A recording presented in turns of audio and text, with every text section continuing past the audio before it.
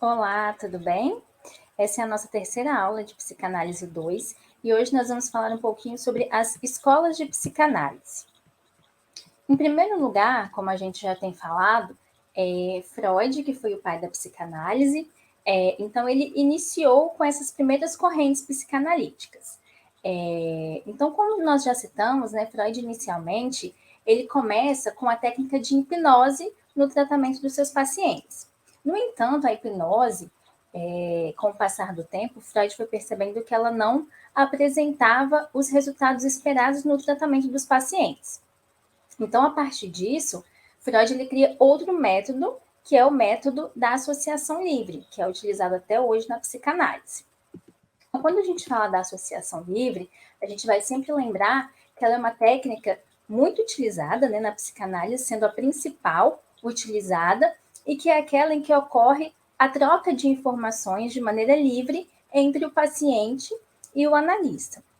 Então, nesse momento da associação livre, dessa troca de informações, o paciente ele tende a falar para o seu analista tudo aquilo que ele sente naquele momento, né? Todos os sentimentos, tentando expor isso para o seu analista.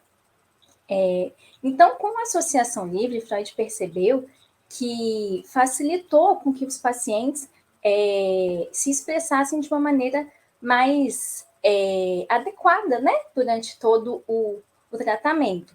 Porque com a associação livre, o paciente ele podia falar o que ele queria naquele momento, né? Não como a hipnose, que às vezes buscava algum tipo de informação que não tinha um contexto muito claro, né? Então, até hoje, a gente utiliza a associação livre e ela é muito importante dentro da análise clínica, como a gente já citou. Além disso, Freud também ele acredita que os sonhos eles são muito importantes, que o paciente, muitas vezes, o inconsciente dele tende a liberar, né, informações importantes através dos sonhos. Então, Freud acreditava que quando o paciente tinha algum sonho que ele considerava importante, alguma coisa que incomodava ele precisava também contar aquilo na análise. Então, para Freud, que foi essa primeira escola de psicanálise, a gente vai sempre lembrar que o mais importante é a associação livre. Outra escola importante também, além da de Freud, é a escola das relações objetais. Essa escola, ela foi após Freud, né? E ela tinha algumas coisas um pouco diferentes.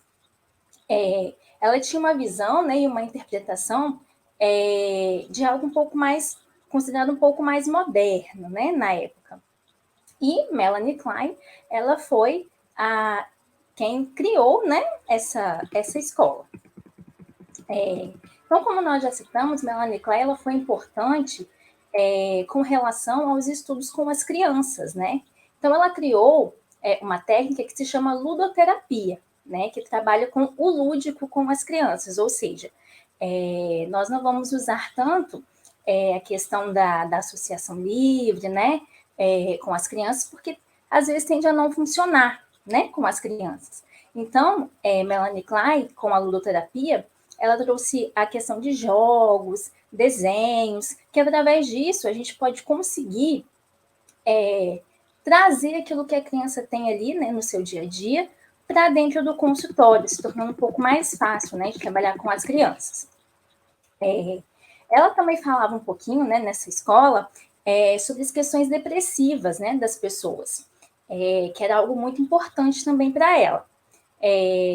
Nessa questão dela trabalhar exclusivamente com as crianças, ela também considerava a questão do complexo de Édipo, né, que a gente já citou, aquela questão da relação da criança com o pai e a mãe, né? Então, isso para ela também era importante trazer todas essas relações para dentro da análise. Outra escola importante também, que a gente pode citar, é uma chamada psicologia do ego.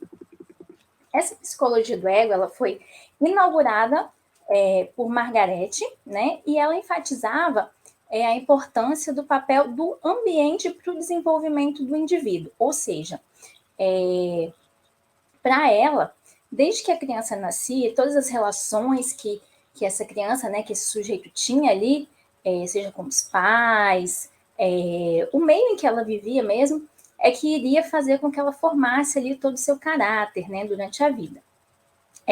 Então, dentro das suas teses principais, né, ela colocava que essa questão da criança com o relacionamento daqueles que estavam ao redor dela seriam importantes para poder fazer esse tratamento, né, com o paciente.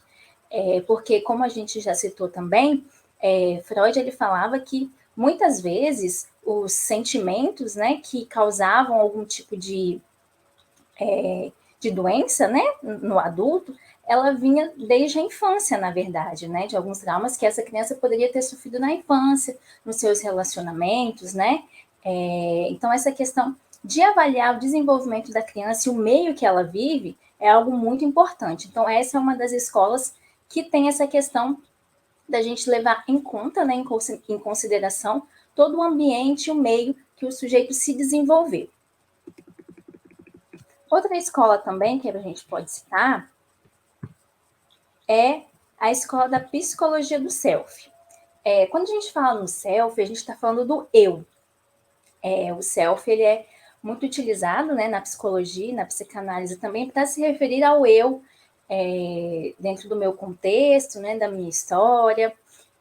Então, essa psicologia do self teve como seu principal autor Humes, e ele criou essa escola tendo um conceito de empatia.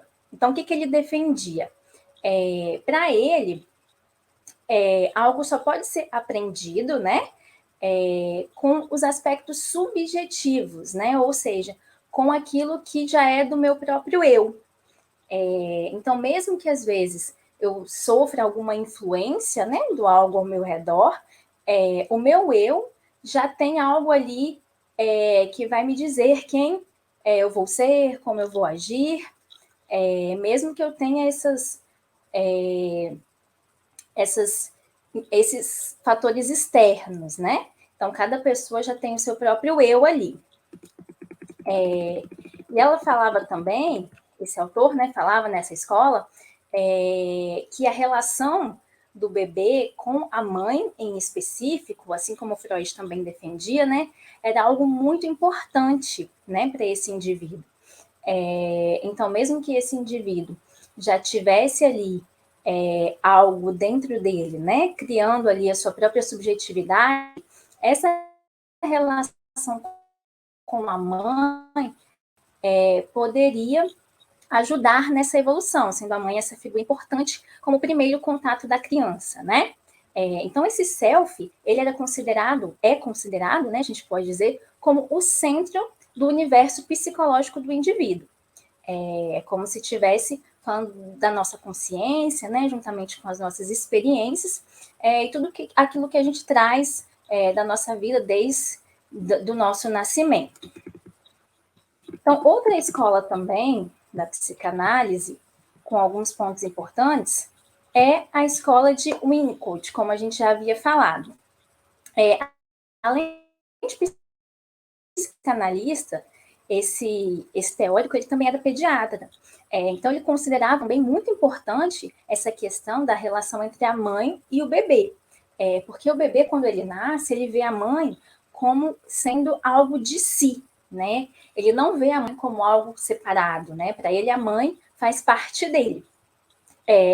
Então, ele falava que a criança não poderia ser descrita longe da sua mãe, né? Que a gente poderia somente avaliar essa criança e compreender, né, essa criança juntamente com todo esse contato externo, né, que tinha com a mãe, que a mãe também era algo importante ali na concepção dessa criança, né? Então, como a criança ela tem essa junção, essa visão, né, da mãe como sendo parte dela, a gente precisa analisar sempre todo o contexto familiar, todo o histórico, como foi o desenvolvimento dessa criança, a relação dela com a mãe, né? Porque tudo isso vai auxiliar no processo terapêutico, né? Mesmo sendo adulto, é importante a gente avaliar como foi essa infância, como foi a família, né? Toda a convivência, porque tudo isso pode refletir nessa vida adulta. Mais uma escola importante também é a escola de Bion. Para ele, a psicanálise em si, né, original, tinha muito excesso de informações, né? Então ele queria algo que fosse mais direto, mais objetivo. Então ele tinha essa ideia de que precisava tratar ali o indivíduo com as suas angústias, né? E que a análise seria algo que proporcionaria isso para essa pessoa, né? Então, para ele, o psicanalista, ele tinha um estado ali de descobrimento, né? Ele falava que o analista tinha essa função ali de descobrir coisas sobre o seu paciente, né? E que ele tinha essa função também de auxiliar, né, o seu paciente em como lidar com essas situações, que geralmente tendem a ser negativas, né? Então, para ele, né, para Bion, é muito importante que o analista seja reconhecido pelo paciente como uma pessoa também real, ou seja, uma pessoa que também tem problemas, que também tem sua vida pessoal, porque pode acontecer do paciente achar que o analista é aquela pessoa que está acima, né, de qualquer problema, que não vai enfrentar nenhuma situação difícil, né, sentimental, emocional ali na sua vida.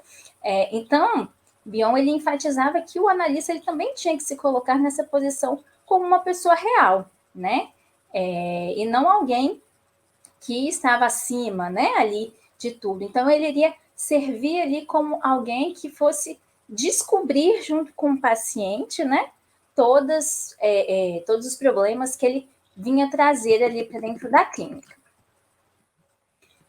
Mais uma escola importante também que a gente pode citar é a escola chamada francesa. Essa escola, ela teve como fundador Lacan, que também é um teórico muito importante da psicanálise. Lacan, então, ele também tinha essa questão da psicologia do ego, né, e do self, e ele acreditava que os estudos da psicanálise, né, tinham um sentido realmente válido dentro da clínica, né? Então ele fala que essa questão do paciente e analista, ela realmente deve ser uma relação que deve ter uma conexão, né, entre o paciente e entre o analista, para que possa ter um vínculo, né, para que o paciente possa se sentir ali à vontade. Então, mesmo que ele não tivesse não concordasse, né, totalmente com a teoria de Freud, ele utilizava algumas coisas, né, de Freud. No entanto, ele acreditava, né, nessa questão do eu, né, do indivíduo como o eu, o self, né, que a gente já falou, a questão do ego, colocando ali o paciente, toda a sua vivência, como algo fundamental também dentro da análise. Então, todas essas escolas, elas são consideradas importantes para a gente poder compreender que não foi só Freud, né, que veio da psicanálise, mesmo ele sendo o idealizador, né, aquele que originou, né, considerado o pai da psicanálise, após ele surgiram várias outras coisas. Mesmo que hoje a gente continue utilizando a questão da associação livre, né, como uma metodologia principal na psicanálise, esses outros autores também tiveram pontos importantes para que a psicanálise evoluísse. Então, nessa aula de hoje, eu espero que vocês tenham aprendido um pouquinho mais sobre essas escolas, e na próxima aula a gente vai falar um pouquinho mais também sobre a psicanálise. Até lá!